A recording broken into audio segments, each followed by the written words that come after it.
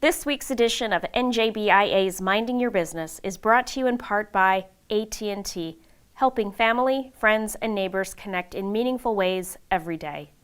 New Jersey's community colleges, aligning education to build an innovative workforce. Find out how your business can benefit at njpathways.org.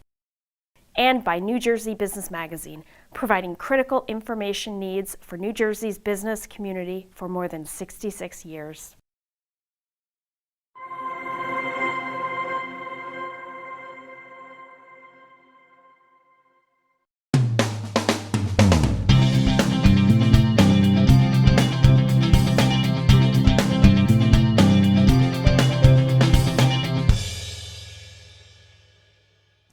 Welcome to NJBIA's Minding Your Business. I'm Bob Considine. Well, whether you're a large or small business, there may be ways you can make your work environment more inclusive and mentally healthier. Peace in Action Professors, a 2021 startup, is now helping businesses and nonprofits do just that through understanding and empathy. And here to discuss this very groundbreaking educational firm are Peace in Action founders Gerri and Donnalynn Scillieri. Ladies, thank you so much for being here. Thank you. Thank you very much. Thank you. So I have to say, this is a very fascinating startup you guys have created here. But before we get into what Peace in Action does, the nuts and bolts of it, I'd like to find out how two university professors got together and made this happen. What was the path? We'll start with you, Gerri. Thanks so much. Well, we started up in 2021, and when Donnalynn and I had been teaching together at William Patterson University for quite a while. And Go Pioneers. In 2021, when we were all coming back in together after lockdown, we noticed, especially after the events of 2020 and the social justice protests, Black Lives Matter, we noticed that the students and also the faculty were not comfortable in the same room, not comfortable in the same space, not knowing how to navigate these issues. Right. And the company was Donnalynn's brainchild, that we could take our experience. We both taught in history, diversity, sociology. Right. We thought we could take our experience in not only explaining the context of what the national moment, but also in building consensus and taking that outside of the classroom, because we found that a lot of our friends, families, colleagues from other parts of our lives beyond the university were also not knowing how to work together. And even after a lot of places remained remote or hybrid, the teams weren't working. Right. So we found that there was a demand for this information, this training, and these kinds of workshops. We started putting classes online, and then we branched out from there to bring classes in person and different kinds of services. Right. What do you think, Donnalynn? Pretty good? That's pretty She good. got it all. Do you guys have was there a Wall Street background for either of you? Yes. Okay. Yes. I had actually studied art, and I found that I was working as a professional artist, and I couldn't put gas in my car and buy mascara in the same week, and I went to Wall Street. Right. And I was actually a trader back in the 80s kidding. when women weren't. Really? Yeah. No kidding. So basically what you do, what Peace in Action does is you're providing training for inclusive businesses, correct? How does that happen? What is the process? Well, we will answer RFPs. We not only work with businesses and for-profit, we work with municipalities, we work with also government services, we work with nonprofit organizations, community development organizations. We've worked with a musical foundation in New York City. And what we do is we will either reach out or we will be contacted, and an organization will explain what they want or where their needs are. Very interesting. Which led us into assessment, attitudinal assessment. Right. We were fortunate enough to work with a municipality in Massachusetts. Yeah, I was going to ask you about that. Yeah. So it was very interesting. Yeah. So before I wanted to talk about attitudinal assessments, but you had recently spoken at a DEI conference hosted by NJBIA. And from what I remember about this conversation in a town in Massachusetts, small town, they were basically solicited you guys to help them with inclusion, I guess. And I guess you found that some of the adults were like, things are fine. And then younger people were like, no, things aren't so good. Do I have that correct? Yeah, Yes. Exactly. The town was after DEI burst onto the national consciousness in 2020. The town wanted to take a step back and to see how welcome any efforts would be. So that's what gave birth to the survey. I thought it was a very smart and forward-looking approach. Right. And we were able to not only interview members of law enforcement and the administration of the town, we got a chance to interview school superintendents and the student government leadership. And that's where we found the huge disconnect between what young up-and-coming kids thought were the problems of diversity and blind spots. Right. The grown-ups all thought, survey results for the grown-ups was, everything's okay, we're on the right track, we understand the problems and we're addressing them. Right. The students, like, no, No, they not at understand all. nothing, they're addressing nothing, especially with types of diversity beyond race and ethnicity, with gender identity, gender expression. Yeah. Those kids felt very unseen and were agitating for change. And that was very reinforced by the librarian. And he was fascinating because he's actually sees all the public, and from the adults to the young people coming in, and he really reinforced what they said. Right. Wow, that's incredible. And Donnalynn, is this what we saw in this Massachusetts town? Do we see the same thing in businesses and nonprofits? Is this kind of the same way, or is it, every case is individual where the adults think, things are fine, and the younger folks are like, no, it's not so good? We work with that one group, and once we started doing the workshops, because they said, we don't need to be evaluated. So we started the workshops, they were like, we do have problems. Right. And they realized people were struggling through the workshops. Right. Okay. So we're starting actually with them again. Because our background in education, one of the strengths I think we bring to the trainings and the professional development is we are used to rooms full of people that don't want to be there. Right. We are used to making things accessible, making things a little bit more fun than I think they would be in a corporate training session, mandatory. People are on their phones, people are not engaged. But this one organization, when we ask some grounding questions, it becomes apparent that however well-meaning the project administrators are, there's messages that are not getting through, and there are groups that feel that they're not being heard. Do you find that sometimes people, when they have to do diversity training, maybe they're almost defensive a little bit, like somebody's going to call me out on something that I don't even know I'm doing wrong? Is that a natural? That was something we planned to avoid from the beginning. Okay. Again, being with students who don't want to be there, but also coming with preconceived ideas or feeling that we're attacking them. So the first thing we do is explain that, nobody is intentionally incorrect or saying the wrong thing. Right. And we just try to tell you what is the history, how did we get here, and how did we do better. Right. So that takes all the pressure right off. That's great, because I think, if you could start out with, you're not wrong here, we're just trying to make things better, that probably carries a good message. So let's talk about attitudinal assessments. What are they? Those are, we're able to perfect the model that we developed in Massachusetts, and what they are is a way to judge where your workforce is at in terms of whether they're ready to embrace any initiatives you might have. Okay. So one main touchstone question would be, do you feel as though, you would be asking this to your employees, do you feel as though this national debate is welcome, or is it gone too far, or is it something I don't pay attention to? Right. If you have a majority of employees who say this is not something that we need to pay attention to, then you know your starting point. These are people who are probably going to feel attacked, going to feel defensive, going to feel as though they're held responsible for the sins of the past. Right. And that's the first that's thing you interesting. have to. The first thing you have to do is make it clear that that's not what this is about. Right. This is about improving your workplace. This is about making the whole endeavor better for all of us. What are the benefits of having a healthier worker environment?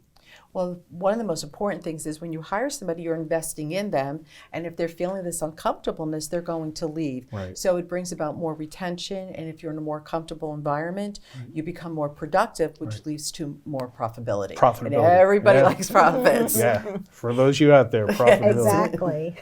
I wanted to read a great website, by the way. Oh, thank the you. menu of topics for webinars and workshops. It's really impressive. I'm just going to read them out loud, and we'll throw Thank a you. graphic here, because it's such an amazing. This is like a menu. You Yes. know? The importance of psychological safety, the importance of diversity, equity, inclusion, and belonging, intersectionality, which is identity and belonging, microaggressions, current issues on race. How did we get here? Classism. What does privilege mean? LGBTQN issues. I never get that right. Sexism, ableism, ageism, immigration. So this covers a lot. So I guess what I want to know is there a topic here that businesses or municipalities are going to be most interested in your experience? We've just had a shift more towards psychological safety in the workspace, and we just worked with Turner Construction with that. Okay. So you're bringing people from the top levels, and then the people more like boots on the ground, and then the project managers. And if something goes wrong over here, Right. How the higher, your architects and whatnot, your finance people they can't be afraid to approach them. Okay. And they have to understand that there is this problem, and it's not just so easy to start replacing, union contractors and different specifications. So try to bring everybody together, and nobody's afraid to say anything as you move up. Okay.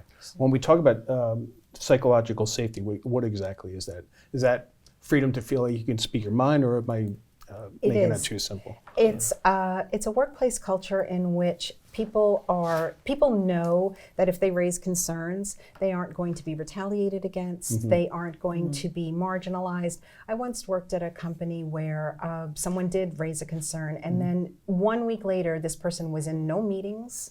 This person was left off of all the CC chains. Oh, really? Yeah, it was not safe to raise concerns. And when we think about some of the stuff that's pretty public right now, Boeing, physical safety, people who don't want to speak up. And what we have noticed is that sometimes someone's reluctant to speak up because of something involving diversity, because of they're not comfortable talking to someone from a different background, someone from a different. Politics has now become an identity issue. Oh my gosh. It's got to be. There's got to be a way. We've got to get this work done, regardless of what side of the political aisle the teammate is on, and that's where we come in the training to work together and get past that. And did you both teach political science, or just? I taught political science, Oh, but we boy. do both teach sociology. Okay, that's a whole different show. And also Yeah. women's and gender studies. And women's and Good gender one, studies, yeah, and right. a lot of the history. One of the metaphors I like to use, it's like getting fish to notice the water. So right. these attitudes and ideas that just come down to us, and we don't know where we get them, but we believe them. It helps to understand them, take them apart, and put them back together, and then you look at a person that you've just met completely differently. Yeah. You mentioned some earlier about 2020, when all this stuff kind of got hot. It almost diminishes it, DEI, when we say this was a trendy thing, but this isn't something that's going away like a fad is, correct? It's not. And one thing we learn about, not only from our own experience in the classroom, but from the surveys that we do, is younger people are not only aware of diversity and inclusion, they demand it. And with the coming population cliff, there are just fewer and fewer people are having large families, so we've got fewer workers. If any forward-looking organization wants to perpetuate themselves, they've got to be a place where people want to work. Right. The tight labor market, I don't think is loosening up anytime soon, just for supply and demand. There's work that needs to be done, and there are people who won't want to do it if they don't like the climate. So I think it behooves just about everybody to at least pay attention to this. Right. Well, I wanted to ask in closing, we'll start with you, Donnalynn. You've been at this now for a few years, both of you. What do you get out of it personally? I think I come from a different place. empathy, that people are learning to be empathetic. Having been a 14.5-year survivor of domestic violence, you have to understand that people have different experiences, different values, and people are going through different things, which is, we're focusing more now with mental illness, Right. And so I just want people to be more empathetic, to understand, to be more respectful, and just try to understand. What about you, Gerri? What I get most out of it is reminding people about how much more we have in common than we do differently. The online discourse is so divisive and toxic, and when you get together with someone in real life, no one I know. No one I know speaks to each other in real life exactly the way right. they do online. Right. Yes. We got online muscles, right? I know, when we get into a Right. room with a team that wants to learn this material, that's one of the most gratifying when people come back to, oh yeah, all right. Right. Yeah, No, that's people totally come back true. to center. Yeah, very good. Well, listen, folks, if you're a forward-looking organization, I highly recommend you reach out to these ladies. You can find more about them, learn more about them at peaceandactionprofessors.com. Donnalynn, Scillieri, Gerri, Bud, thank you so much for being here. Thank you. Thank you for Thank you having very us. much. Be back right after these words. Calm before the storm? No, thank you. This is Jim's time to shine. And Mike's. And Jennifer's. Helmets? Check. Drones? Check. Checking that thing we just checked? Double check. We ain't got time to chill. We're out here driving this thing. This is when we get to work. To keep you connected. No matter what. Connect before the storm. Change how we weather them. Connecting changes everything. AT&T. Welcome back to NJBIA's Mind Your Business. I'm Bob Considine. Well, we continue along our inclusion theme today with a panel discussion from NJBIA's recently held DEI Summit, where the conversation dealt with how employers can cater to the diverse needs and strengths of their employees. Have a look. So we are in a time when acknowledging and celebrating one's uniqueness and individuality is encouraged, and in some cases, some might say mandated. This renders some people afraid to say anything out of fear of misstepping or offending others. So we go to the golden rule that used to be our guide. Does the golden rule still work? Well, how many of you remember the golden rule? What's the golden rule? Exactly. Well, I would like to say in 2024, we need to live by the platinum rule. And the platinum rule is treat others how they want to be treated. Because what works for Krishna may not work for Jennifer. What works for Jennifer may not work for Amy. What works for Amy.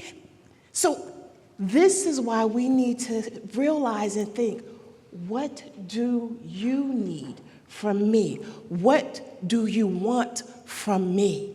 And deliver just that. A lot of times we get caught up into the way things used to be, how it was for us. Krishna, when I came into the workplace, no one helped me. It was sink or swim. Well, if it wasn't right then, what makes it right now? Treat people the way they want to be treated. Meet them right where they are with no judgment. Then you will see the progress be made in the relationship, in the engagement, in the collaboration, because they know, I belong here with you. You are accepting me just as I am. What is the actual approach? What exactly would you say when meeting someone for the first time? So when meeting them for the first time, usually I go into, how can I support you? What do you need from me? Because a lot of times, especially you'll find sometimes with younger professionals, they don't know or they're not volunteering the information.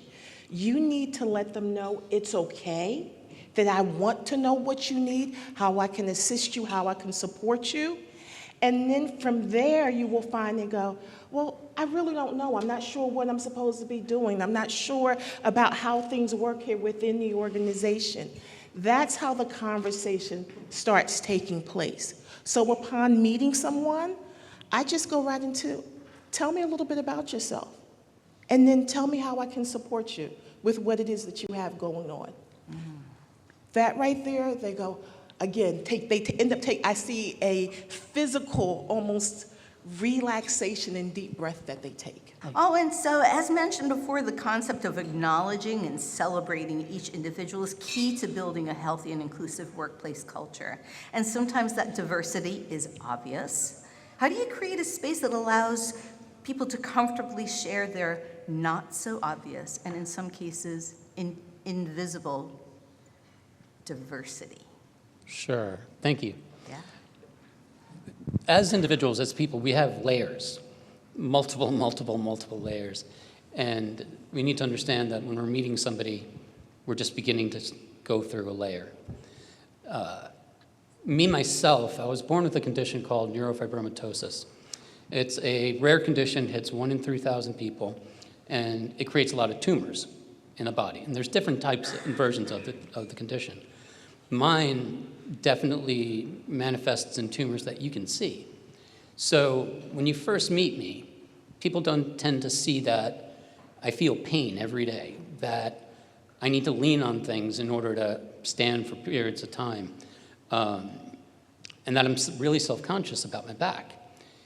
Because when you get to know me, you'll notice that I'll have a bit of a hunchback. And that played a huge role going through my career, especially when I started out. I was more concerned with that and how people saw me than who I was and what my development needed to be. And I started to pretend to be something else that I wasn't, and that did not work. When I became able to embrace myself and my story, that allowed me to go forward. Now, how does that help in regards to approaching somebody who has a disability that is visible or not visible? It's by asking the question of somebody, you're putting them at a vulnerable spot, yes. But by not asking the question, you're keeping yourself in a safe space. In order to learn and understand just the diversity of people, we have to become vulnerable ourselves and be comfortable with, like, I'm not sure how to ask this question, but I'm going to say that I don't know how to ask this question, and preface your intention. Let them know, what you're looking for, and then let them answer. By doing so, you're doing something that nobody ever really does. Meeting them halfway, meeting them where they are. Similar to what Krishna just spoke about. Meet them where they are and ask them, what is it that can make this more of a norm for you? Or what isn't a norm for you here? What can be comfortable? What can be shared? Just that small, authentic, transparent, vulnerable interaction will create dividends of trust going forward. So I would just encourage that, asking the questions and learning isn't about that person being vulnerable. It's about ourselves being vulnerable and asking those questions. When you're just meeting someone and, maybe something is obvious and maybe something is not. And it's this thing of cautious curiosity, right? And it's that respect and vulnerability that someone is willing to show someone that they don't know, to say, and as you said, Alwyn, I don't know how to ask you this question, but I'm going to ask you anyway because I need to get to know you. So, Alwyn, please share with us. Tell us exactly an approach that you wish we could tool everyone with when they're approaching someone who they want to be cautiously curious about. So I've had multiple interactions with that personally. Everything from somebody bringing me into a conference room, literally asking what's up with my back. Those were the exact words. And then I've had people just completely ignore it but stare at it. Then I've had others just say, I noticed that, you struggle at times walking, right? Notice that you have, a hump on your back. Can I just, what's the story with this? Or what's going on? It's make them your words and just have them be sincere. If you formalize them, you lost the interaction. If you try to manufacture the HR terminology, you've lost the interaction. But you have to use your words and your authenticity in asking that question. So to answer your question, saying, how do I ask that question or how do you approach? I go back to become vulnerable with the situation and ask the question that's coming from your heart to the other, because they're exposing their heart and their vulnerability by just showing up. And can I add to that? Sure, Krishna. I love what Alwyn was sharing in regards to how to ask the question, but be receptive to the answer. A lot of times we have in our mind, and when we hear the answer, we go, I've never done that for anyone else. That's team too much. But wait a minute, you asked me what I needed. Now I'm telling you what it looks like for me, and you're going to tell me what you've done for everyone else or how no one else has ever done it. No, it doesn't work that way. It's, I understand, I heard you, let me see what I can do. Let go of those things that you've done in the past or you've seen others do, because that's what makes those of us with visible or invisible disabilities go, I'm not going to say anything because they're going to make me feel like, or, oh, well, we have to make this accommodation for Krishna. Oh, thank you for putting me on the spot. Why don't you just make the accommodation, and then people will figure out who it's for. But those are the things that happen, and I hear leaders go, well, I've never done that before. Well, just because it's never been done before doesn't mean you can't do it. So be open to whatever that looks like for that person to figure out, let me see if I can implement that. Let me see if I can make that adjustment. And that's it. Ultimately, leaders set the tone, right? They set the tone for what that culture is going to be like, so they've got to have it themselves. All right, Amy, because you brought this up, what happens if leadership is tone deaf? Right? And you That's are the that problem. person. You are that Yep. person who is entry level. You're maybe that young person who just graduated from college and you're fresh and you have ideas and you see something going, oh, not so right. Yes. What's your advice to that person to get that word up to leadership? Yeah. Well, hopefully there's going to be some sort of platforms for you to be able to voice your thoughts and opinions and so on. But, find someone who is a champion. Find someone who is a leader, a mentor. That's why mentorship programs are so critical, sponsorships. And that's another, strategy that can be something that you can do, a real action point to create that, so that you have someone that can help to elevate what you're saying and what your concerns are. That's allyship, and finding spaces where you can do that. Because if leadership is, not hearing it right away, they will, and you want it to be in a place in a way that it's well received, and it can be hopefully proactive before there is a real issue within the organization.